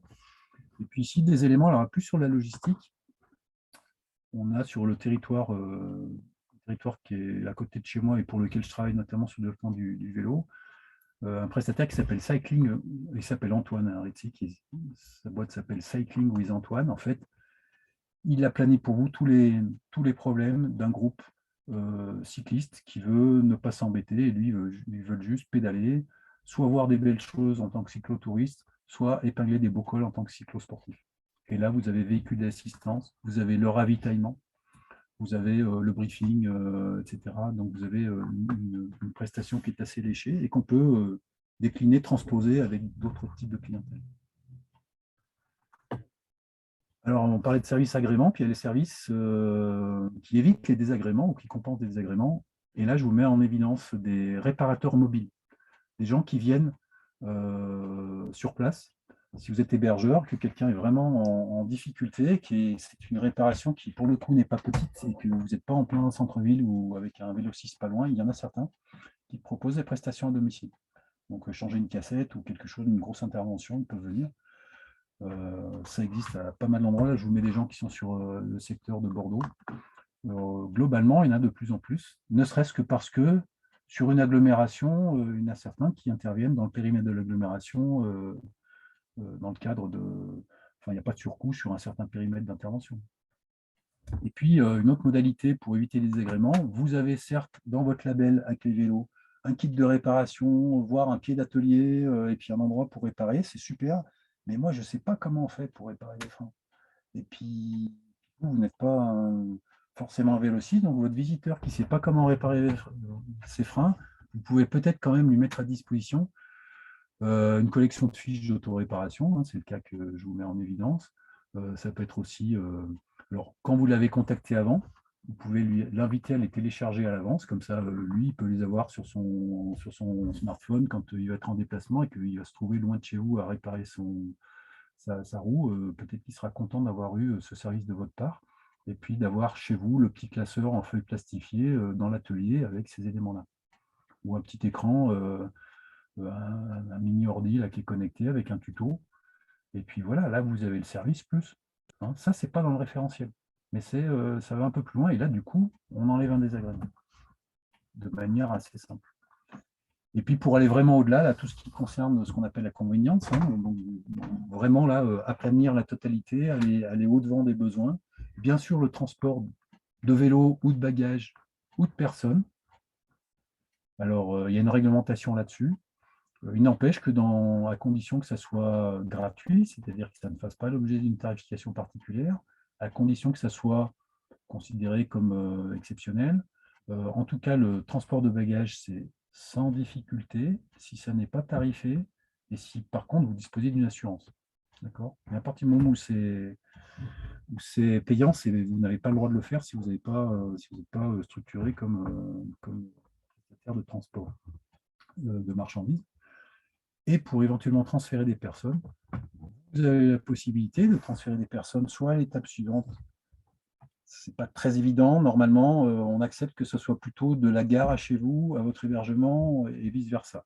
Mais vous avez la possibilité d'assurer de manière accessoire et de la même façon de manière gratuite et à condition que ça ne constitue pas une concurrence déloyale pour un système de transport établi, vous pouvez rendre le service de transporter quelqu'un. Il vaut mieux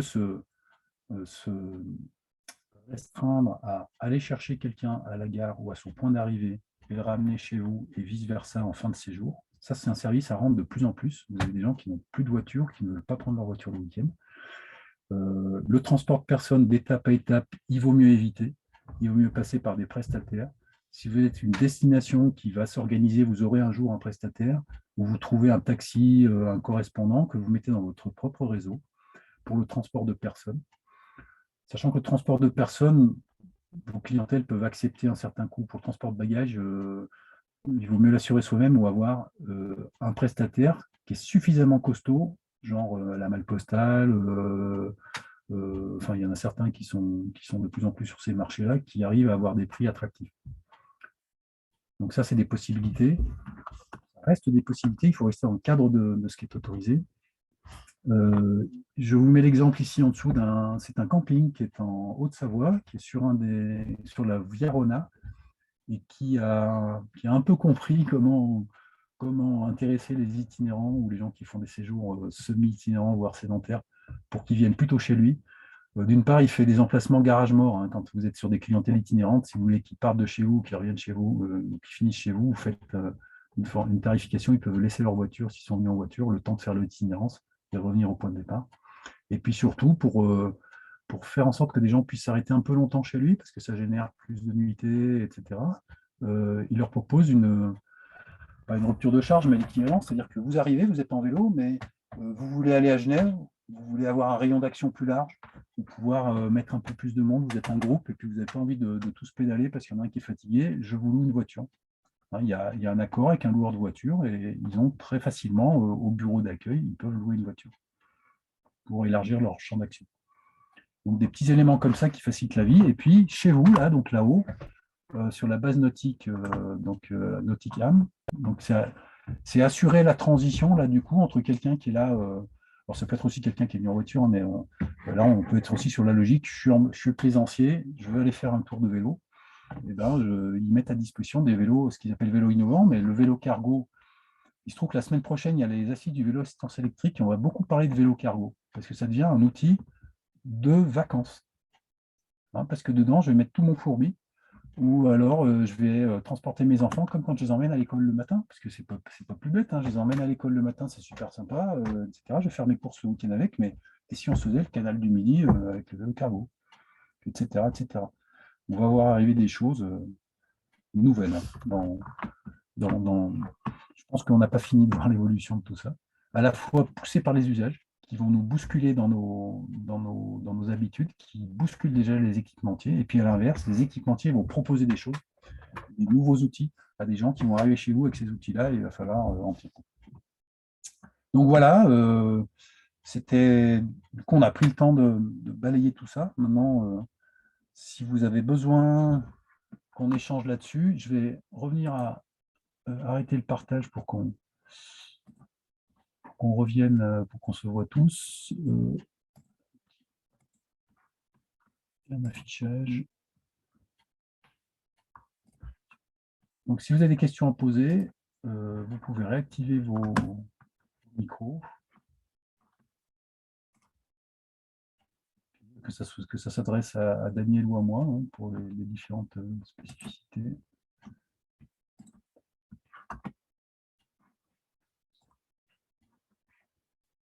Voilà. Est-ce qu'il y a des questions particulières? Vous voulez qu'on revienne sur certains éléments? Excusez-moi, du coup, je présente Projet Z à Saint-Quirin et je voulais savoir pour le label, ça serait de quelle heure à quelle heure pour la formation? Je ne sais plus quelle était l'heure le jeudi 17, de 9h à 17h. Et c'est bien au mois de novembre, c'est ça? Oui, c'est en novembre. Jeudi Ok. 17 novembre, 9h à 17h, et ça se passe à Metz, donc dans les locaux de Moselle Attractivité. Ok. Et est-ce que j'ai le temps d'en parler dans la journée à mon patron pour savoir si qu'est-ce qu'on peut faire du coup? Enfin, Daniel, je pense. Vous êtes accueil. Non, vous n'êtes pas accueil vélo. Ah non, non. Vous avez c'est votre objectif? Vous avez l'objectif de devenir accueil vélo? Justement, j'aimerais bien en parler à mon patron parce que je trouve que c'est une bonne idée en fait. Ouais. voir avec lui, mais est-ce que je peux vous contacter comment Oui, bah, contactez-moi à part du webinaire et puis on en discute. Euh, Ok, Là, c'est vrai que l'objectif de la formation, c'est de s'adresser plus à des partenaires qui sont déjà accueil vélo oui, bien sûr. et pour qui voilà, on souhaite donner des pistes pour aller au-delà du label accueil vélo. Euh, voilà. Bon, après, on peut en discuter quand même, mais appelez-moi à part du webinaire, on discutera. D'accord, ça marche, je vous remercie.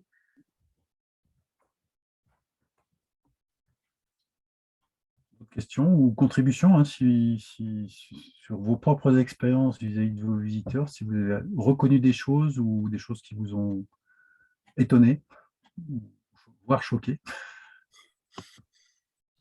Alors moi, oh, pardon, oui, c'est moi. Oui. Je me présente donc Nadège Vion, je suis hébergeur chambre d'hôte dans le centre Moselle. Voilà. Donc nous, ce qu'on a remarqué beaucoup, on a une évolution des cyclistes. Nous, c'est beaucoup étrangers, beaucoup hollandais. Parce qu'on est sur un tronçon, en fait, les Hollandais ont un guide, c'est Benjamin, donc qui fait Hollande jusqu'à Rome. Voilà, c'est notre track. En tout cas, c'est le tracé des cyclistes qu'on accueille.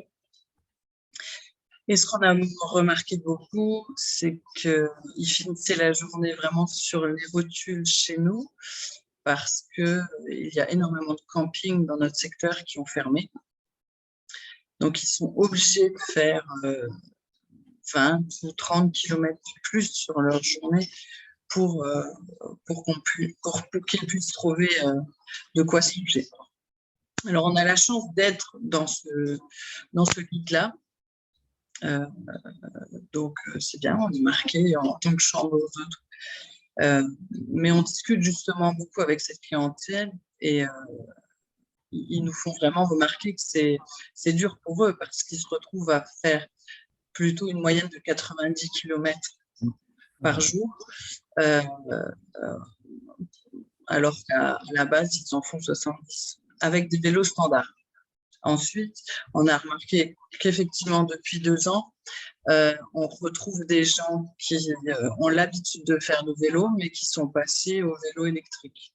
Donc, il arrive fréquemment qu'on ait des Hollandais, que ce soit femmes ou hommes, seuls, et plus en couple ou entre amis, et qui font ce trajet comme le Saint-Jacques de Compostelle, on va dire. Et donc, qui ont envie de retrouver des lieux sécurisés, comme ils sont seuls, et des lieux équipés, des lieux pour se restaurer, parce qu'ils n'ont pas envie de refaire 5 ou 10 km à vélo pour aller au restaurant. Donc, effectivement, ça va être une clientèle qui va consommer beaucoup sur place, clairement. Voilà, quand on parle des itinérants et surtout quand on parle du vélo, il y a un consultant vélo qui s'appelle Nicolas Mercla qui avait trouvé la formule clé. Il disait le vélo, c'est l'inverse de la voiture, c'est moins on va vite, plus on consomme. Oui. Donc, voilà, les gens qui vont prendre le temps de rouler, etc., et qui vont aller choisir effectivement l'étape sur laquelle, une fois qu'ils y sont, ils n'ont pas besoin d'aller chercher, se réapprovisionner éventuellement, avoir un repas chaud, etc. Donc, Ouais. une fois que si vous avez cette chance d'être sur une grande itinérance, effectivement, sur laquelle des gens vont venir aussi picorer. Par contre, l'itinérance, c'est aussi un sacerdoce parce que quand vous avez un séjour sédentaire, les gens arrivent le samedi, on voit l'agriculture, et le samedi, on donne les clés, on explique un peu, le lendemain, il faut réexpliquer, puis donner quelques points, puis c'est réglé pour la semaine. Alors que quand vous avez, vous, des gens de passage, Oui. à la nuitée, c'est ça tous les jours. Ouais, et puis, il faut aussi rassurer sur la suite, puisqu'ils vont partir vers un autre monde inconnu qui est exactement. l'étape suivante, quoi. On s'est mis à chercher un petit peu le avant et l'après, on va dire, Ouais. de leur trajet, Ouais, très bien. pour pouvoir les guider parce que, surtout là, durant la canicule, c'était très dur pour eux, parce qu'ils se relançaient sur la route sans vraiment savoir, parce que sur leur guide, qui a été réédité plusieurs fois, mais il y a beaucoup de campings qui ont formé et qui ont fermé. Donc après, ils se dirigent vers Sarrebourg et ils ont besoin d'être assurés et de savoir où ils vont. Oui. Les étudiants ont énormément besoin d'être rassurés. Et là, du coup, on parlait de travail en réseau. Ça oblige à travailler en réseau avec tous les autres prestataires complémentaires et aussi avec les autres territoires, parce que ils viennent d'un territoire, donc il faut qu'ils sachent vers quoi ils vont quand ils viennent vers vous. Et après, il faut que vous sachiez très bien ce qui va se passer après pour eux en matière d'information de base et aussi en matière d'information chaude. Hein. Est-ce que là-bas, ça sera ouvert? Est-ce que un vélociste à tel endroit, à tel moment? Quelle est la météo demain sur mon étape là-bas? Tiens, il y a un pont qui passe plus parce qu'il y a des travaux dessus. Enfin, voilà. Exactement. C'est vrai que c'est un niveau d'attention et de service qui est encore un cran dessus. Oui. Là, ils nous demandaient justement le type de paysage vers lequel ils allaient, parce que nous, on se retrouve vraiment dans une zone très campagne avec beaucoup de champs. Et cet été, ils étaient vraiment étonnés pour certains qui avaient déjà fait ce trajet du côté sec et très jaune. Des champs, ouais, ça a été voilà. Donc, on les rassurait en leur disant qu'en allant vers Sarrebourg, il y aurait plus d'arbres et d'ombre et un petit peu plus de coins verts, même si c'était aussi cramé de ce côté-là. Mais voilà, il y a ce côté-là. En tout cas, notre clientèle vélo, on va dire, c'est 80% de Hollandais et un peu d'Allemands. Voilà. Après, on a une autre petite clientèle qui se fait, mais comme on est hébergeur, on la ressent moins, cette clientèle. On a le circuit des étangs de la Muche qui est à côté de chez nous, mais là, ça va plus être des gens d'ici qui vont faire voilà, l'activité de loisir, mais ils n'ont pas besoin d'hébergement. Vous avez des week-ends de proximité, enfin des gens qui viennent des agglos autour pour se faire un... Oui, entre copains.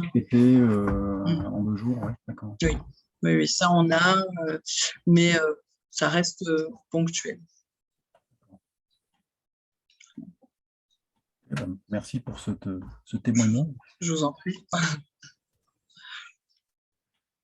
D'autres compléments, partage d'expérience ou questions?